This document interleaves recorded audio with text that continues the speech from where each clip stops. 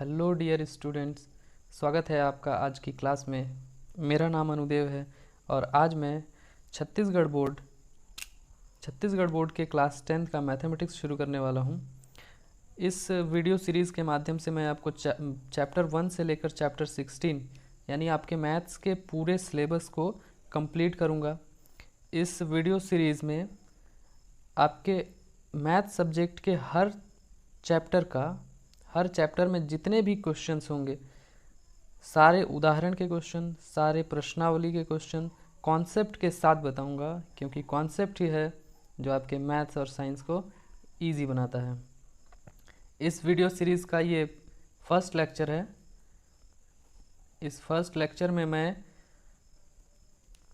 First chapter शुरू करने वाला हूँ, जिसका नाम है बहुपद या पॉलिनोमियल्स। तो चलिए शुरू करते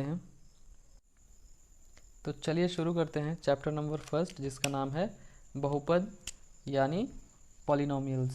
नाम से स्पष्ट है, इसमें बहुत सारे पद होंगे, इसमें कई पद होंगे। अब कैसे पता चलेगा कि हमें कैसे पता चलेगा कि उसमें कई पद हैं, 2 पद हैं कि 3 पद है कि 4 पद हैं? तो ये हमें पता चलेगा उसमें प्लस और माइनस को देख के। अगर जैसे मैं लिखता हूँ 2x + 3 या 3x² - 2 - x या x/y √3x 4y + x। तो आप देख सकते हैं इसमें कि ये एक टुकड़ा है, ये एक टुकड़ा है, ये एक पद, ये एक पद, इसके बीच में प्लस है, तो ये 2 पद हो जाएंगे, 2 पद कहलाएंगे। ये एक पद कहलाएगा, ये एक पद कहलाएगा, ये एक अलग पद कहलाएगा। क्यों? क्योंकि इसके बीच में माइनस है।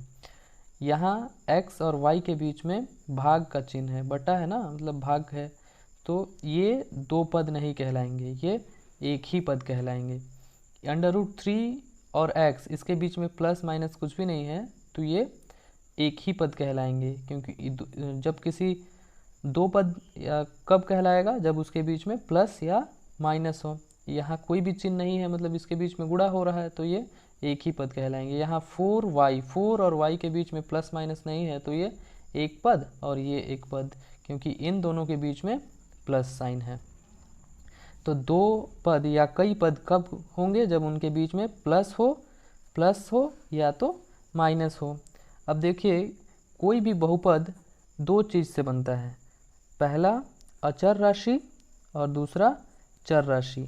अचर राशि क्या होता है? जिसका मान नहीं बदलता है। जैसे मैं इसमें लिखा हूँ 2, 3, इसमें दो अचर राशि होगा। क्यों? क्योंकि यहाँ भी 2 है, और अगर मैं यहाँ 2 लिखा हूँ तो ये दोनों ही स्थिति में 2 का मतलब 2 ही होगा। तो इसका मान नहीं बदल रहा है, इसलिए इसे हम अचर राशि या कांस्टेंट कहते हैं। अब दूसरी तरह का राशि देखिए, जिसको हम चर राशि कहते हैं। क्या होगा? यहाँ x, यहाँ भी x है, यहाँ भी x है, पर जब हम इसको सॉल्व करेंगे तो इस x का मान कुछ और आएगा, इस x का मान कुछ और आएगा, यहाँ जो x है इसका मान कुछ और आएगा, यहाँ पे जो x है उसका मान कुछ और आएगा, यहाँ जो y है इसका मान कुछ और आएगा। यानी कि x, y, z जो हर बहुपद में है उसका मान अलग अलग हो सकता है, उसका मान बदलता रहता है। तो बदलने वाले राशि को हम कहते हैं चर राशि या वेरिएबल्स। अब कोई चीज़, कोई संख्या दिया हुआ है, वो बहुपद है कि नहीं है, ये कैसे पता चलेगा? इसके लिए एक कंडीशन याद रखिए। क्या कंडीशन है? कि जो चर राशि है, चर राशि के घात में पूर्ण संख्या होनी चाहिए। चर राशि के घात में पूर्ण संख्या। अब ये पूर्ण संख्या क्या होता है? पूर्ण संख्या हम उन संख्याओं को कहते हैं जिसमें 1, 2, 3, 4, 5 तो होता ही है, साथ ही साथ 0 भी होता है। मतलब 0 से लेकर 1, 2, 3, 4, 5, 6 जितना तक आप गिनती कर सकते हैं, काउंट कर सकते हैं, उन सभी को मिला के हम कहते हैं पूर्ण संख्या या होल नंबर्स। कौन कौन सी संख्याएं पूर्ण संख्याएं नहीं होती हैं? देखिए, जैसे 1.25, 1.3, 1.5, यानी कि दशमलव वाले जितने भी संख्याएं हैं वो पूर्ण संख्या नहीं है। 4/3, 12/13 यानी कि जो p/q के फॉर्म में होते हैं वो भी पूर्ण संख्या नहीं होते हैं। अंडर रूट में हो गया, ये सभी क्या हैं, पूर्ण संख्या नहीं हैं। तो पूर्ण संख्या सिर्फ आपको इतना याद रखना है, पूर्ण संख्या किसको कहेंगे, जो 0, 1, 2, 3, 4, 5 ऐसे जो गिनती के नंबर होते हैं उनको हम पूर्ण संख्या कहते हैं। जैसे इसमें अगर -3 ले लूँ, -1 ले लूँ, -5 ले लूँ, तो ये भी पूर्ण संख्या नहीं होंगे। तो अब हमें समझ में आ गया कि पद कैसे डिसाइड होगा। पद प्लस माइनस डिसाइड करेगा। जब दो संख्याओं या दो अक्षरों के बीच में प्लस या माइनस होगा तभी वो दो अलग अलग पद कहलाएंगे। चर राशि क्या हो गया, अचर राशि किसको कहेंगे, जिसका मान नहीं बदलता हो। चर राशि किसको कहेंगे, जिसका मान बदलता हो। जैसे हर बहुपद में x, y, z का मान अलग अलग आएगा, आगे हम सॉल्व करेंगे तो। फिर इसमें एक कंडीशन याद रखना है, क्या है कि चर राशि के घात में पूर्ण संख्या हो। जैसे अगर मैं आपसे पूछूं कि बताइए इसमें से कौन कौन से नंबर जो होंगे, कौन कौन से जो बीजगणितीय व्यंजक है, इसको हम बीजगणितीय व्यंजक बोलते हैं, हम इसको बीजगणित पढ़ रहे हैं ना, बीजगणितीय व्यंजक है ये कौन, इसमें से कौन सा बहुपद है और कौन सा बहुपद नहीं है। तो हमको क्या देखना है, ये चर राशि है x, इसके घात को देखना है। इसके घात में जितने भी चर राशि होंगे उन सभी के घात में पूर्ण संख्या होना चाहिए, यानी कि 1, 2, 3, 0 भी होगा तो चलेगा, 1, 2, 3 ऐसे नंबर होना चाहिए, धनात्मक राशि होना चाहिए। तो अब इसमें देख के बताइए, ये 2 है, इसको हमें देखना ही नहीं है, हमको किसको देखना है, x के घात को देखना है। x के घात में 3, क्या ये पूर्ण संख्या है, तो यस पूर्ण संख्या है। ये भी पूर्ण संख्या है, तो ये क्या हो जाएगा, ये है, क्या है, ये बहुपद होगा। इसमें देखिए 5, 3, 2 ये सब हमको नहीं देखना है, हमको क्या देखना है, x के घात को, क्योंकि x है चर राशि। x के घात में 2, x के घात में 1, तो ये क्या होगा, ये भी होगा, ये भी बहुपद होगा। यहाँ 2 के घात 3, यहाँ तो 2 के घात 3 है, ये एक पूर्ण संख्या है, लेकिन यहाँ यहाँ x के घात में 3 है, यहाँ x के घात में -1 है, -1 पूर्ण संख्या नहीं होता है और इसलिए ये बहुपद भी नहीं होगा। यहाँ पे √2 है, तो इसको हमको देखना ही नहीं, हमको क्या देखना है, चर राशि के घात को देखना है। यहाँ चर राशि के घात में 1 है, इसलिए ये यहाँ पे भी ये बहुपद होगा। यहाँ बताइए, यहाँ भी ये एक पद, ये एक पद, ये एक पद हो गया, और इसके घात में 2 है, इसके घात में 1 है, तो ये भी बहुपद होगा। यहाँ x के घात में 3 तो है, पर यहाँ x के घात में √2 है, जो कि एक पूर्ण संख्या नहीं है, और इसलिए ये भी बहुपद नहीं होगा। तो अब हम समझ गए हैं, हम पहचान लिए हैं कि बहुपद किसको कहते हैं, बहुपद कैसे पहचानते हैं, जब चर राशि के घात, सभी चर राशि के घात में पूर्ण संख्या होनी चाहिए, तभी वो बहुपद कहलाएगा। अब हम आगे देखते हैं बहुपदों को। बहुपद कितने प्रकार के होते हैं, इनके प्रकार, बहुपदों के प्रकार। बहुपद को बांटने का 2 तरीका हमने देखा।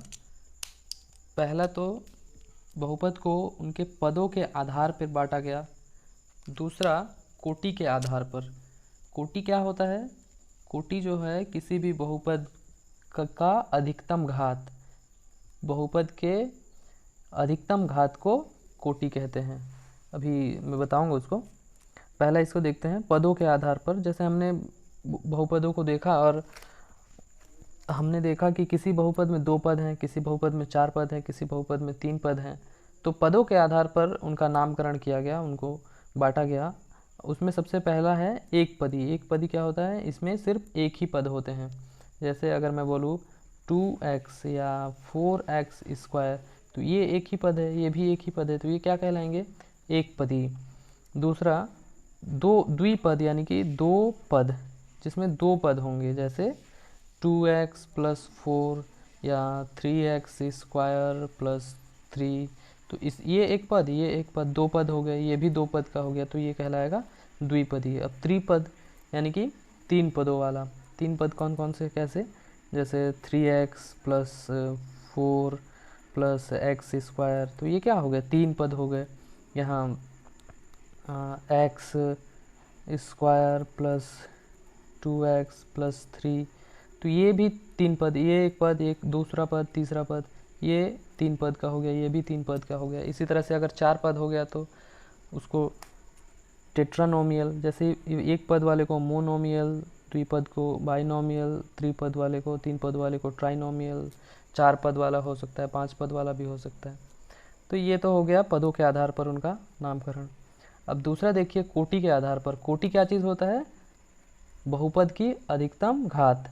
जैसे मैं यहाँ लिखता हूँ 3x square plus 4x plus 2, या और यहाँ लिखता हूँ 5x cube plus 4x4 plus 5।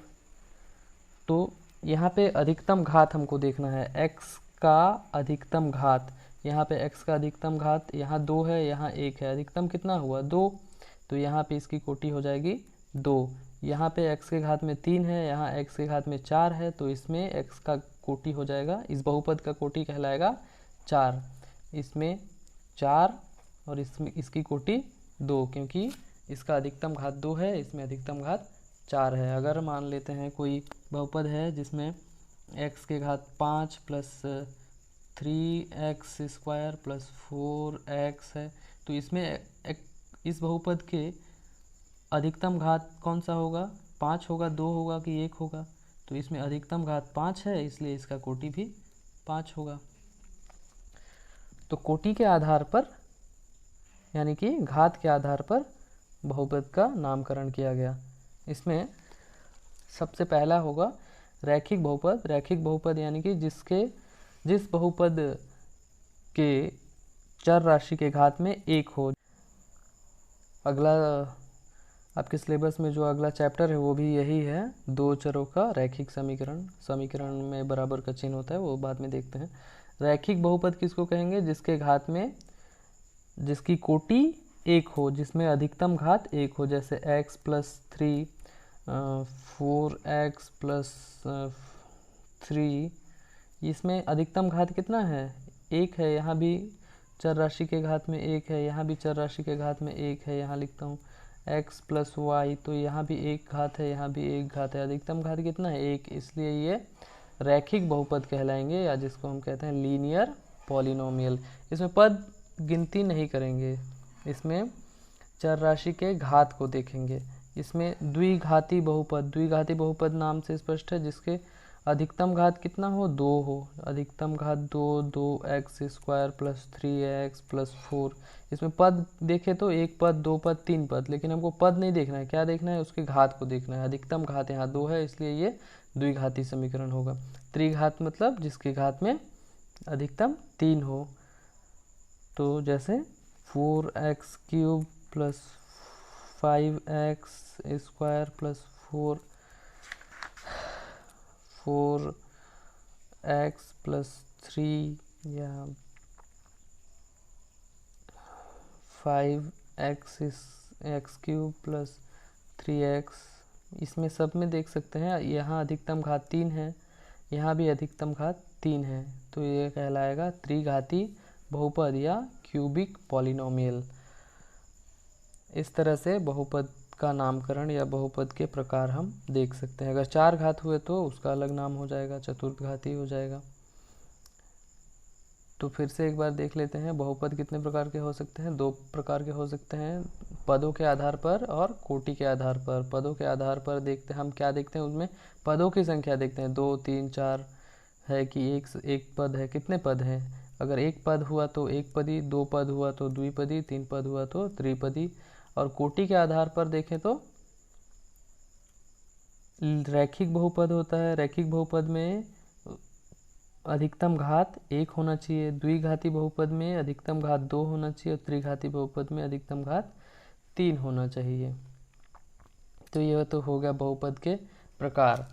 अब इस चैप्टर में हमको पढ़ना क्या है? इस चैप्टर में बेसिकली हमको बहुपदों का भाग पढ़ना है। बहुपदों का जोड़, घटाव, गुणा, ये सब आप 9th क्लास में बहुत अच्छे से पढ़ लिए हैं। अब आगे हमको बहुपदों का भाग पढ़ना है। इस पूरे चैप्टर में सिर्फ बहुपदों का भाग ही पढ़ेंगे। अगर कोई आपसे पूछे कि इस चैप्टर में आपने क्या पढ़ा, तो आपको कहना है कि हम इस चैप्टर में बहुपदों का भाग करना सीखे हैं। भाग करने के कई तरीका होगा, कई विधि होगा, जिसमें से हम सबको बारी बारी से सीखेंगे। तो आज हम सीखते हैं, थोड़ा 9th क्लास को याद करते हैं और देखते हैं कि बहुपदों का जोड़, घटाव और गुणा कैसा होता है। तो चलिए सबसे पहले देखते हैं बहुपदों का जोड़। दो बहुपदों को आपस में कैसे जोड़ते हैं। बहुपदों का जोड़ जो आपके बुक के पहले पेज में दिया हुआ है, पहला नंबर है x+3 को x+3 और x+4 को जोड़ना है। x+3 और x+4 तो जोड़ने का सबसे आसान तरीका क्या है, हम इसमें स्टेप में लिखेंगे। सबसे पहले लिखेंगे हल। किसको जोड़ना है, x+3 व x+4 का जोड़। कैसे जोड़ेंगे, सिंपल x+3 प्लस x+4। तो जोड़ने का या घटाने का नियम क्या होगा कि चर राशि से जुड़ेगा और जो अचर राशि होगा वो अचर राशि के साथ जुड़ेगा। चर राशि में भी देखना है कि घात आपस में समान होना चाहिए। यहाँ x है और यहाँ x की घात 1 है, यहाँ भी x की घात 1 है, तो यही दोनों आपस में जुड़ सकते हैं। इसको पहले लिख लेते हैं x+x और यहाँ प्लस साइन है, फिर 3+4। तो x+x कितना हो जाएगा, 2x, और यहाँ 3 और 4 7 हो जाएगा। तो x+3 और x+4 का जोड़ हो गया 2x+7। ध्यान रखिए कि x के घात आपस में समान होने चाहिए, एक जैसे ही होने चाहिए। अब दूसरा नंबर है बहुपदों का घटाव। बहुपदों का घटाव ये भी पहले पेज में ही दिया हुआ है। इसमें बोला गया है कि बहुपद 2x² + 3x + 5 में x² + x - 2 को घटाइए। कैसे घटाना है, हल दिया हुआ है क्या, 2x² + 3x + 5 में x² + x - 2 को घटाना है। अर्थात पहले जो संख्या होगा, पहले जो होगा, जो बहुपद पहले होगा उसको हम पहले लिखेंगे और जो बाद में होगा उसको बाद में लिखेंगे। पर ध्यान रहे कि बाद में अगर हम घटा रहे हैं तो बाद वाले के को ब्रैकेट में रख के उसके आगे माइनस का चिन्ह लगाना है। जैसे लिखता हूँ 2x² - 3x + 5, ये पहले मैं लिख दिया। अब किसको घटाना है, इसको घटाना है, तो इसको माइनस का चिन्ह लगाते हैं, पर ब्रैकेट लगाएंगे x² + x - 2। ध्यान रहे ये ब्रैकेट लगाना ज़रूरी है, ब्रैकेट नहीं लगाएंगे तो गलत कर सकते हैं आप। अब इसको करते हैं बराबर 2x² - 3x + 5। अब ये माइनस देखिए, ब्रैकेट खोलेंगे तो इनका चिन्ह सब बदल जाएगा। ये माइनस है, ये प्लस है, तो माइनस प्लस माइनस x², यहाँ प्लस माइनस माइनस हो जाएगा x, माइनस और माइनस क्या हो जाएगा, प्लस। इसलिए ये ब्रैकेट लगाना बहुत ज़रूरी है। आगे देखिए कौन किसके साथ जुड़ेगा, तो 2x² x² के साथ ही जुड़ सकता है क्योंकि इसके घात समान है। x के साथ नहीं जुड़ सकता। किसके साथ जुड़ेगा, जिसका घात समान हो। तो 2x² प्लस में है, x² माइनस में है। इसको लिख लेता हूँ 2x² - x²। फिर देखो प्लस साइन लगा लेता हूँ, यहाँ पे 3x माइनस में है, -3x, और यहाँ माइनस में x, फिर +5 और प्लस में 2। यहाँ सिंपल जोड़ देते हैं। 2x² में से x² चला गया तो क्या बचा, x² बचा। माइनस में 3x है, सॉरी यहाँ प्लस में 3x था ना, प्लस में 3x था, और ये माइनस में x है, ये प्लस में 3x है। तो ये 3x में से एक x गया तो प्लस में 2x। 5 प्लस में है, 2 प्लस में है, 5 + 2 7 हो जाएगा। तो ये हो जाएगा आपका आंसर।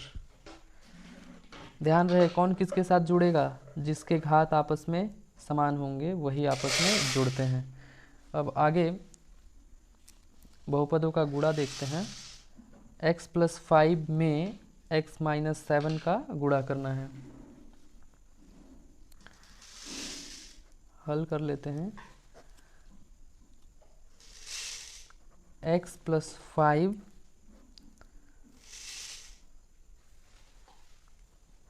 में x - 7 का गुणा कैसे करेंगे? सिंपल पहले लिख लेते हैं x + 5 फिर x - 7 लिख लिए, गुणा तो हो गया। अब इस x का गुणा इन दोनों में होना है और इस 5 का गुणा भी इन दोनों में होना है। यहाँ पे दो पद है x + 5, तो x का गुणा भी इसमें करेंगे और 5 का गुणा भी इसमें करेंगे। पहले लिख लेते हैं x का गुणा इन दोनों में करते हैं x - 7, फिर प्लस का साइन है, ये प्लस ये भी प्लस, तो प्लस कर लेते हैं +5 x - 7। इन दोनों का गुणा इन दोनों में हो गया, x का गुणा इन दोनों में हो गया, 5 का गुणा भी इन दोनों में हो गया। अब इसको सॉल्व करते हैं। इसमें घात को ध्यान नहीं रखते हैं। x का गुणा भी सब में होगा, x² अगर है तो x² का गुणा भी सब में होता है, x³ है तो x³ का भी गुणा सब में होगा। यहाँ x का गुणा करते हैं x × x, x का गुणा होगा तो x², x - 7, x और -7 यहाँ प्लस है ये माइनस है, तो ये प्लस माइनस 7x, इसका गुणा इन दोनों में हो गया।